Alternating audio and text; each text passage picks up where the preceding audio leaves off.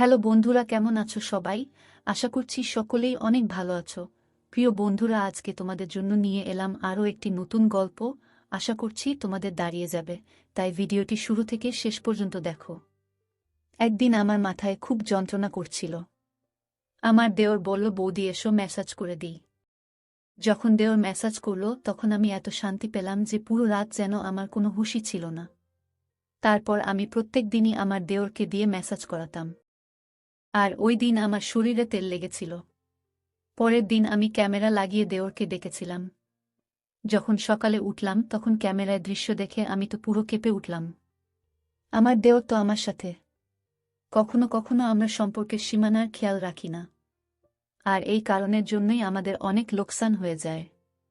প্রত্যেকটা সম্পর্কের একটা সীমা থাকে, আর যদি মানুষ ওই সীমা পার করে যায় তাহলে সেই সম্পর্ক তার জন্য সমস্যা হয়ে দাঁড়ায়।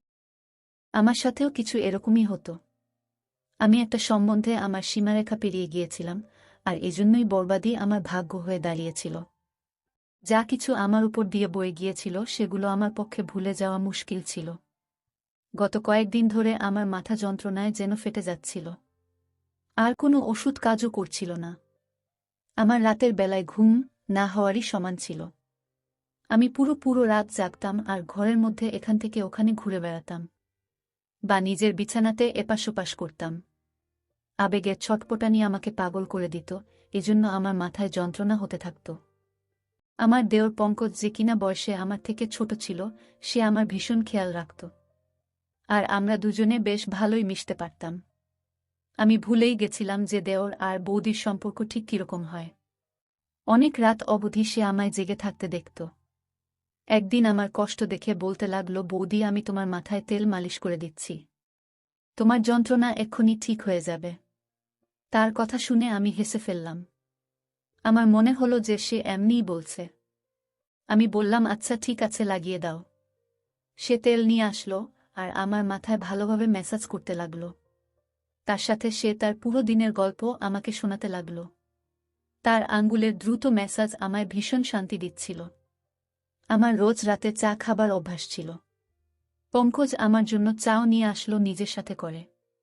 মালিশ করার পর আমি পঙ্কজের সাথে চা খেলাম আর শুয়ে পড়লাম।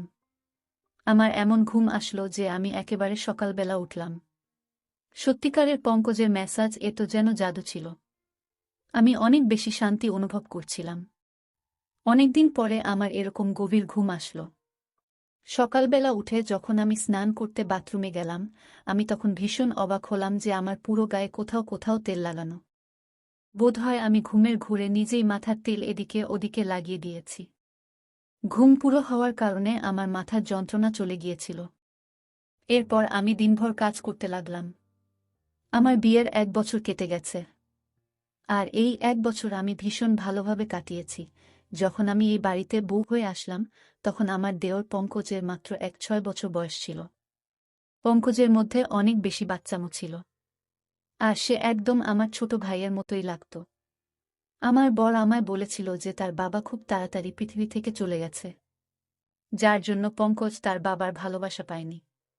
তার মাও পঙ্কজের উপর আর ঘরের উপর অনেক কম ধ্যান দিতেন, আর আমার বর আকরম এখানে তো থাকতই না। এজন্য আকরম আমাকে বলেছিল যে এখন সব থেকে বেশি আমি যেন পঙ্কজের খেয়াল রাখি। আমি তাকে কথা দিয়েছিলাম যে পঙ্কজকে একদম নিজের বাচ্চার মতো রাখব। আর আমি আমার কথা পুরো করেছিলাম। আমার বর আকরম অন্য শহরে চাকরি করত, আর সে মাসে 4 দিনের জন্য বাড়ি আসত। বাকি পুরো মাসে আমি আমার ছোট দেওর পঙ্কজ আর আমার শাশুড়ির সাথেই কাটাতাম। পঙ্কজ এখন 7 বছরের ছেলে, যে কিনা যুবক হয়ে গেছে। সে আমার থেকে বয়সে মাত্র 4 বছরই ছোট ছিল। সে কলেজ থেকে আসার পর ও বৌদি বৌদি করে আমার আগে পিছনে ঘুরত। আকরামের এখানে না থাকার কারণে আমার বড় ছোট সব কাজ পঙ্কজেরই দায়িত্বে ছিল। পঙ্কজ কলেজ থেকে আসার পর আমার কাজ করে দিত, আর তারপর আমারই সাথে সময় কাটাত।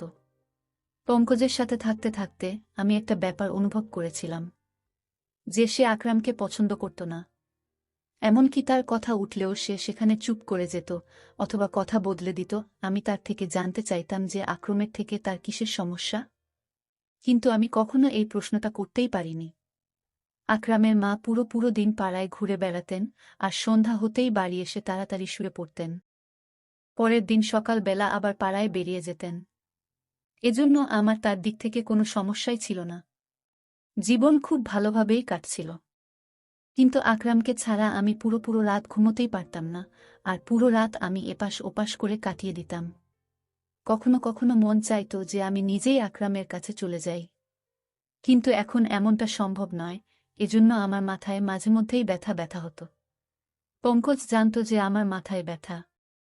এজন্য প্রথমে তো সে আমার জন্য ওষুধ নিয়ে আসত। কিন্তু একদিন হঠাৎ সে বলল যে, আপনি কতদিন আর ওষুধ খাবেন মাথা যন্ত্রণা? এর থেকে তো ভালো যে আমি আপনার মাথার ম্যাসাজ করে দিই।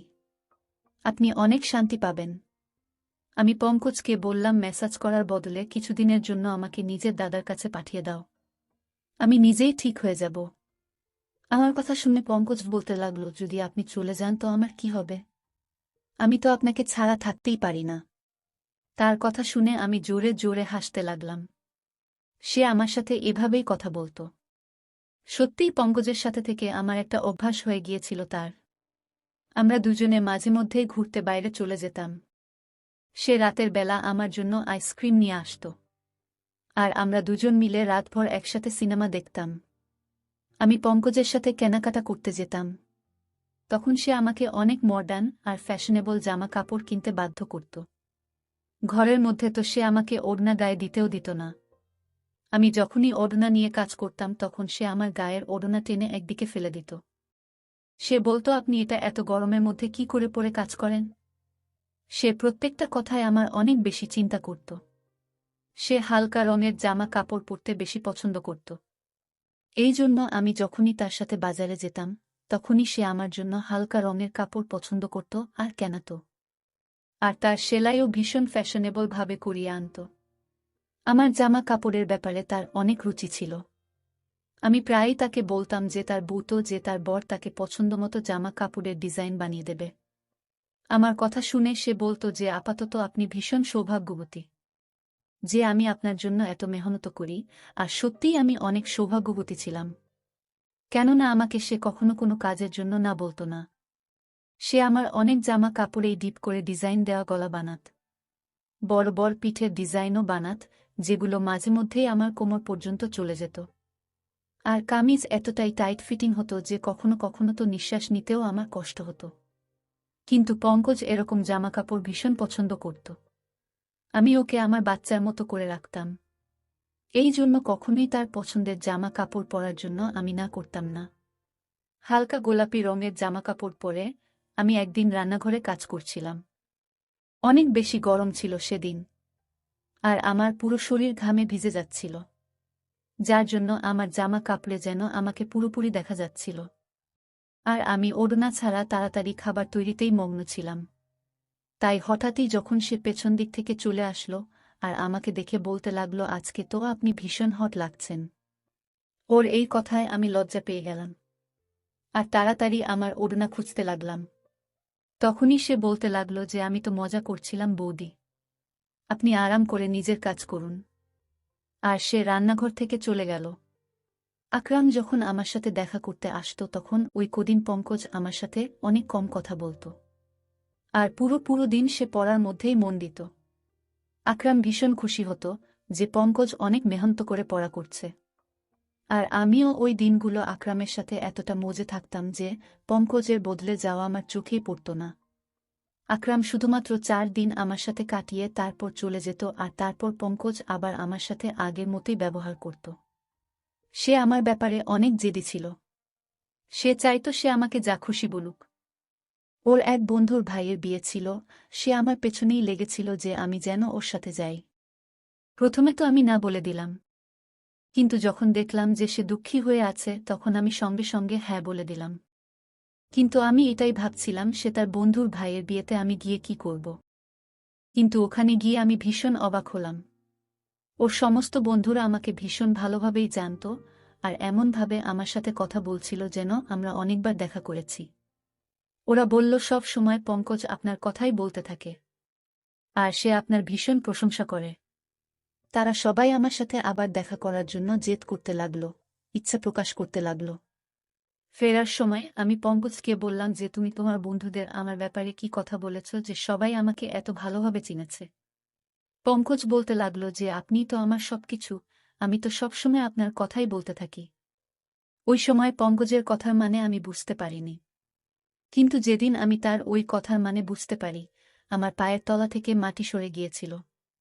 পঙ্কজ রোজ রাতে আমার মেসাজ করত, আর আমি আরাম করে ঘুমিয়ে যেতাম, কিন্তু যখন আমি আমার গায়ে পরের দিন জায়গায় জায়গায় তেলের দাগ দেখতাম, অবাক হয়ে যেতাম।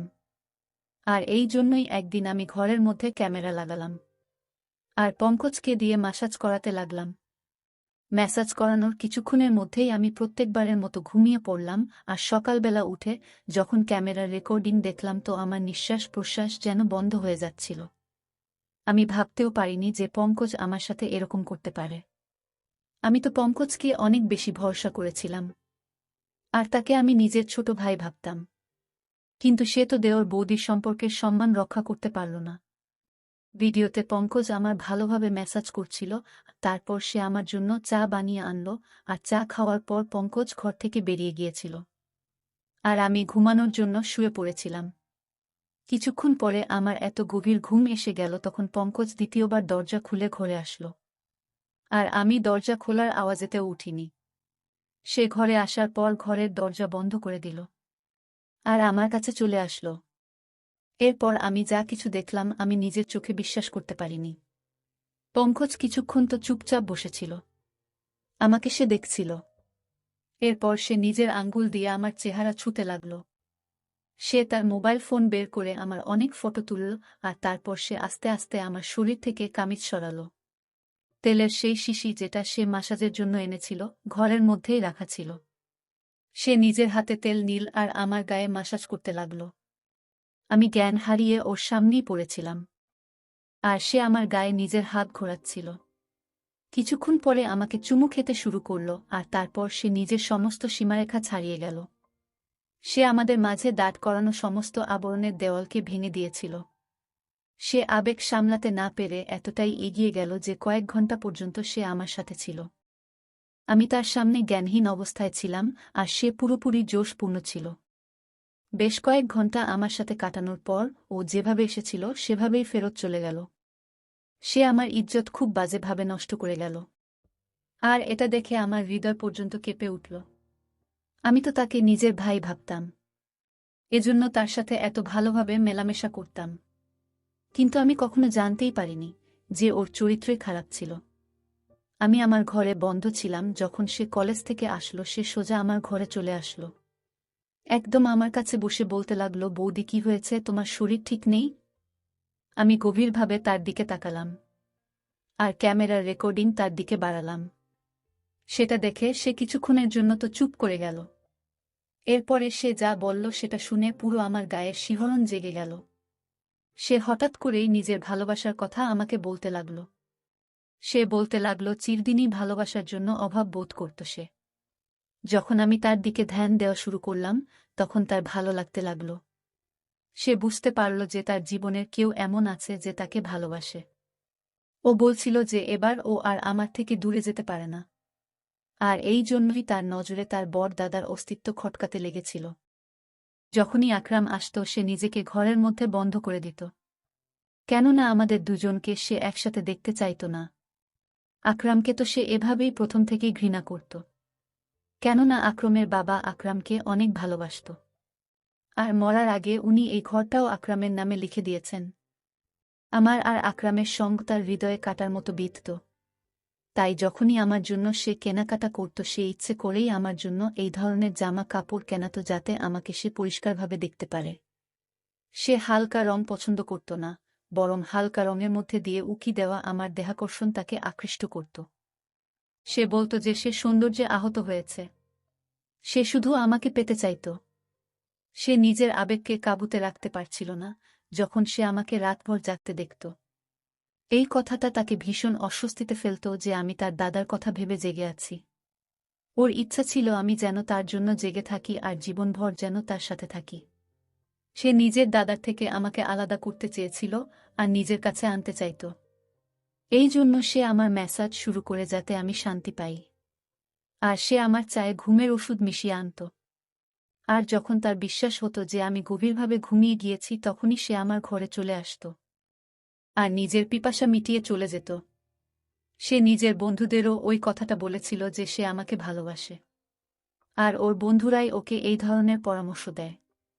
পঙ্কজ আর তার বন্ধুরা বয়ঃসন্ধির দরজায় উপস্থিত ছিল, এই জন্য তারা ঠিক আর ভুল কি সেটা বুঝতে পারত না। আমার ইজ্জত নিয়ে বসেছিল সে। পঙ্কজের কথা শুনে তো আমার চোখ দিয়ে জল বেরিয়ে আসলো। সে এই সমস্ত করে ফেলেছিল, আর আমি ছিলাম তার দাদার বউ, আর সে আমার বিছানা পর্যন্ত এসে গেছিল। আমি লজ্জায় জল হয়ে যাচ্ছিলাম। আমি ঘৃণায় পঙ্কজের দিকে তাকালাম। তখন সে আমার পায়ের কাছে বসে পড়ল আর বলতে লাগল সে শুধু আমাকে ভালোবাসে আর আমার ঘৃণা ওকে মেরে ফেলবে। বাবার ছেড়ে চলে যাওয়ার সাথে সাথে সে নিজের মায়ের অদ্ভুত উদাসীন্য সহ্য করতে পারেনি। সে বলতে লাগল তার মাও কখনো তার আবেগ আর তার ইচ্ছের খেয়াল রাখত না। তার বদলে তার মা গোটা পাড়ায় ঘুরে বেড়াত, আর তাই সে পুরোপুরি একাকিত্বের শিকার হয়েছিল। যখন আমি এই বাড়িতে আসলাম তখন তার একাকিত্ব দূর হল, সে নিজে নিজেই আমার সাথে মিলেমিশে গিয়েছিল। আমি পঙ্কজকে ধাক্কা দিয়ে আমার পায়ের কাছ থেকে সরিয়ে দিলাম। আমি তার মুখও দেখতে চাইছিলাম না। সে আমার সাথে যা করেছে আমি তাকে কখনোই ক্ষমা করতে পারতাম না। আমি জানতাম এতে পুরো ভুল পঙ্কজের ছিল না। সে সত্যিই সম্পর্কের জন্য মরে যাচ্ছিল, আর আমাকে পেয়ে সে সীমানা ভুলে গিয়েছিল। আর আমিও তাকে কখনো ঠিক আর ভুল কোনটা তা বলিনি। সে যখনই আমার জন্য জামা কাপড় সেলাই করাতো তখন আমি সেটা ওর পছন্দ ভেবে মেনে নিতাম। আমি ওড়না ছাড়াই তার সামনে ঘরে ঘুরে বেড়াতাম। আমি তাকে নিজের ছোট ভাই অবশ্যই ভাবতাম, কিন্তু বাস্তবে সে তো আমার ছোট ভাই ছিল না। তার আর আমার সম্পর্ক ছিল দেওর বৌদির।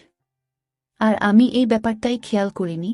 আজকালকার দিনে যেখানে 1-3 বছরের বাচ্চাও পুরো সব কথাই জানতে পারে, আমি কি করে ভেবে নিলাম যে আমার 7 বছরের দেওর একটা ছোট বাচ্চা হবে।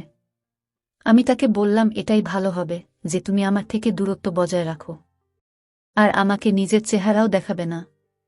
আমার পক্ষে এবার তার সাথে একই ছাদের নিচে থাকা মুশকিল হয়ে গিয়েছিল। সে বলতে লাগল যে এই কথাটা যেন তার দাদাকে আমি না বলি। আমার মধ্যে তো নিজে থেকেই এতটা ক্ষমতা ছিল না যে আমি আকরামকে এত বড় সত্যিটা বলবো। সে ভীষণ লজ্জিত ছিল, আর সে নিজের ঘরে চলে গেল। কিন্তু আমি নিজের নজরেই নেমে গিয়েছিলাম। আমি সঙ্গে সঙ্গে আকরামকে ফোন করলাম। তাকে বললাম আমি এবার তাকে ছাড়া থাকতে চাই না। হয় সে নিজে এখানে চলে আসুক, আর না হয় আমাকে তার কাছে ডেকে নিক। আমার কথা শুনে আকরাম প্রথমে তো অবাক হয়ে গেল যে আমার হঠাৎ করে কি হলো, কিন্তু যখন আমি বারবার বলতে লাগলাম তখন সে বলল সে তাড়াতাড়ি আমাকে তার কাছে ডেকে নেবে। সে কিছু সময় চাইছিল যাতে আমার থাকার সে ব্যবস্থা করতে পারে, আর নিজের মায়ের সাথেও সে সেই ব্যাপারে কথা বলবে। আমি আকরামকে বললাম যে সে 1-5 দিনের ভেতরে যেন আমাকে ডেকে নেয়, না হলে আমি চিরজীবনের জন্য ঘর ছেড়ে চলে যাব। আকরাম আমাকে কথা দিল যে সে 1-5 দিনের মধ্যেই আমাকে নিজের সাথে নিয়ে যাবে। আমি এই 15 দিন নিজেকে ঘরের মধ্যে বন্ধ করে কাটিয়েছি। আমি সেসব পুরোপুরি ভুলে যেতে চাইতাম। আমার শাশুড়ির এখনো পর্যন্ত ঘরের সম্পর্কে কোনো হুঁশ নেই। তার নিজের ঘরের থেকে বেশি পাড়ার চিন্তা থাকে। যদি সে অন্যের খোঁজে না থেকে নিজের সন্তানের খেয়াল রাখত তাহলে পঙ্কজ এরকম করত না। সে শিকার হয়ে নিজের রাস্তা থেকে হারিয়ে গিয়েছিল। প্রত্যেকটা সম্পর্কের একটা সীমা থাকে, আর আমি আমার আর পঙ্কজের সম্পর্কের সেই সীমাটা ভুলে গিয়েছিলাম। আর আজকে তারই ফল আমাকে ভোগ করতে হচ্ছে। আমি আমার সমস্ত পুরনো জামা কাপড় জ্বালিয়ে দিয়েছি। এবার আমি বুঝতে পেরেছি যে আমি এই বাড়িতে একজন বাইরের মানুষের সাথে আছি, আর আমাকে নিজেকে এবার থেকে আড়ালে রাখতে হবে। কখনো কখনো আমরা অনেক ব্যাপার ছোট ভেবে নিই, কিন্তু সেগুলো এতটাও ছোট হয় না যতটা নজরে মনে হয়। আজ আমি আমার ওড়নার দামের কথা অনুভব করলাম, যে সেটা কত দামি, যখন কিনা আমি প্রায় ধ্বংস হয়ে গিয়েছি। যারা এই গল্পটি শুনছেন